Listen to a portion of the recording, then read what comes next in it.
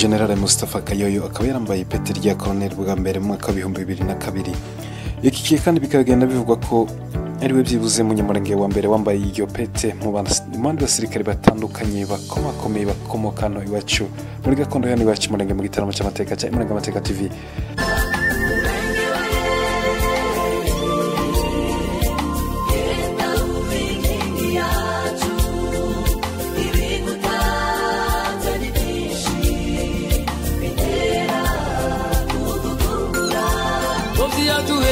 Gakondo bwiza bw'abasogokuru naho natugereranya abawe iyo turi uruku. Ikaze inshuti bakunzi ba Imurenge Amateka TV muri studio zana iwacu ku misozi y'Imurenge mu gitaramo cy'amateka cy'umugoroba mu kamatarama nyina Dawudirika tugende tugaruka tuganira ku mateka y'incamake buzima bwa Mustafa Kayoyo. General wagimenyekana cyane mu bihe bitandukanye bya hano iwacu ku misozi yo muri gakondo cyangwa mu buzima bw'abantu batuye hano muri gakondo y'Umurenge. Ubutware bwa Mustafa bukaba bukubiye mu bintu bitandukanye n'ibyo tugenda dukoraho mu ncamake y'igitaramo cy'amateka Imurenge Amateka TV. Izina ryagira imenyekana cyane ni Kayoyo, niryo zina rizwi n'abantu benshi, ariko kumenyekana kw'iri zina bishingira ku buryo imibanire ya General Mustafa Kayoyo n'abantu batandukanye cyane b'inkomoko yo mu bwoko bwe, kumenyekana ku bintu bitandukanye, gutanga inkunga zitandukanye zirimo ubutwari, ndetse kubera yamenyekana cyane mu bundi buzima butandukanye harimo urwenya rutangaje. Yagiye aba akora ibintu bisa n'urwenya rutangaje mu mateka atandukanye, aho usanga mu basirikare bakomakomeye cyane cyangwa abasirikare, urugendo rw'ubuzima bw'abasirikare iwe n'amarihemu atararengi nibo baza mu basirikare bagiye bakora ibintu cyane by'udusha birimo urwenya ku rwego rwo hejuru cyane ugereranije n'abandi basirikare bahano iwacu muri gakondo hano iwacu Murenge. Uyu mugabo rero icyo nacyo kikaba ari ikintu cyatumye agenda amenyekana cyane mu busore bwe. Yagiye akora ibintu bimeze nk'udusha dutangaje cyane mu busore bwe, mu gisirikare, mu buzima bwe bwite. General Mustafa rero Kayoyo akaba afite amazina ye abantu benshi batazi, ariko akaba afite amazina yitwa Yonadabo Munyampenda, akaba ari amazina ye bwite, ariko abantu bakabazi irya General Mustafa Kayoyo niyo cyane yamenyekana. Aho twari tubwiye kuri rero yamenyekana ku bintu byinshi by'ubutware butangaje, harimo gufasha ibikorwa cyangwa gutera inkunga bikorwa by'iterambere muri gakondo, harimo kuzamura cyane quartier y'iwabo, kuyifasha mu bintu bitandukanye, mu gufasha insengero z'iwabo mu kuzizamura n'ibindi bikorwa bitandukanye, gufasha imiryango itandukanye. Uyu mugabo rero ibyo n'ubuzima abantu benshi bamuziho badashidikanya, kandi icyo nacyo n'ubutware butangaje. Aho twari tuvuye mu mwuga gisirikare twarimo tuvuga ubutware bw'imibanire, ubutware bwo gukunda ubwoko, ubutware bwo gukunda gakondo. Turi mu gitaramo cya Imurenge Amateka TV hano muri studio za hano iwacu, tugenda tuganira dukora ku bintu bitandukanye cyane byaranze ubuzima bwa General Mustafa Kayoyo. General Mustafa rero akaba yaravutse ku minsi 30 ukwezi kwa karindwi umwaka wa 1968, akaba yaravukiye nanone muri Repubulika Iharanira Demokarasi ya Kongo, Kivu y'Amajyepfo, mu gace nanone yaracari hano mu karere ka hano iwacu ku minsi Imurenge. Akaba yaravukiye ahitwa Inganji rero ni ahantu hagiye amenyekana cyane, abantu benshi barahazi icyo gihe, ubwo nubwo hatagituye abantu ba hano iwacu muri gakondo ya hano iwacu cyangwa abo mu bwoko bwacu, ariko n'agace kigeze guturwa n'abantu benshi bakaba bakazi agace k'Inganji, ndetse akaba ari agace kari kiganjemo abantu benshi bagiye korora inka muri ako gace k'Inganji, kazwi cyane ku mateka atandukanye, nubwo kaje gusenyuka kakaba karashizeho n'abantu tugifite muri ako karere cyangwa muri ako gace, ariko n'agace kigeze guturwa kandi kazwi n'abantu bakuze cyane. Abato benshi bakaba baravuyeyo mbere y'uko intambara cyangwa baravukiyeyo bakavayo ari bato mu gihe cy'intambara. General Mustafa rero akaba yarize umwuga wa gisirikare cyangwa yarize courses za gisirikare mu mwaka wa 1992. Ukwezi ntabwo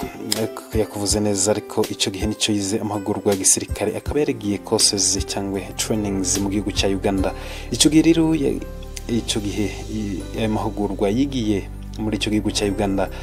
ico gihe abana bahano iwacu cyangwa abasore bahano iwacu imurenge harimo intwari zitandukanye zimwe zatabaruse bagiye kwigira ayo mahugurwa muri ico gihugu cya Uganda bafite ishyaka ryinshi ryo kuba bagerageza kurenganura karengane twarimo tukorerwa harimo kurenganwa na leta ya Kongo ico gihe yari yobowe na Mobutu Sese Seko ndetse kandi baje kwifatanya n'abasore bo mu gihugu cy'u Rwanda ico gihe nabo bari bafite imigambi yo kubohoza igihugu cyabo ico gihe rero nibwo itsembatsemba ryari ritangiye gukorerwa abo mu bwoko bw'abatutsi mu gihugu cy'u Rwanda ico gihe rero baje kuja muri Uganda aho mu General Mustafa yaje gukorera amahugurwa ya gisirikare ntibyatinze rero yari kumwe n'abandi basore bahano iwacu b'intware z'imurenge nubwo bamwe batabaruse ico gihe baje kurwana mu gihugu cy'u Rwanda mu mpamvu rero zagiye hagaragara zavuzwe na General Mustafa mu gukunda gisirikare cyangwa umwuga wa gisirikare yabikunze kuva kera akiri muto cyane yumvaga ko ubutwari bwe yumvaga ko nawe ashobora kugira icyo yamara cyane cyane mu kurenganura abantu barenganwaga cyane icyo gihe twe abo mu bwoko bwacu bw'abanyamurenge barenganwaga n'igisirikare cyangwa na leta ya Mobutu icyo gihe rero yumvishe ko gukora umwuga wa gisirikare byibuze bishobora kugira icyo bimara ndetse bikaba byarabyaye umusaruro General Mustafa rero Kayoyo akaba yaragiye akorera mu duce dutandukanye intara zitandukanye cyane cyane hano iwacu muri Gakondo y'Umurenge akaba ataragiye ikoreramo kenshi akaba yaragiye agira amahirwe yo gukorera mu yandi marejo atandukanye cyangwa izindi ntara zigize igihugu cya Kongo zitandukanye mwaka 2000 nibwo yabonye ipete rya colonel bivugwa ko ari we munyamurenge wambaye iryo pete bwa mbere rya colonel mwaka 2003 rero yaje kwambara ipete rya generale ubwo yazamuwe akagirwa mu generale ikindi nanone kandi generale Mustafa akaba yaragiye akora operation nyinshi cyangwa yaragiye agaragara ku rugamba ahantu henshi mu ntara zitandukanye kuko twari tubabwiye aho yagiye korera hatandukanye ariko operation igoye cyane yakoze harimo yitwa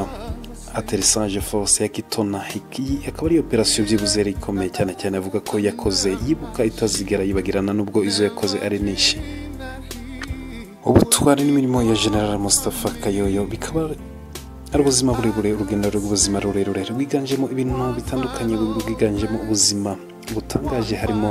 ibikorwa byinshi by'indashikirwa twari mu gitaramo cya Imaranga TV rero turagenda dukora ku bintu bike bitandukanye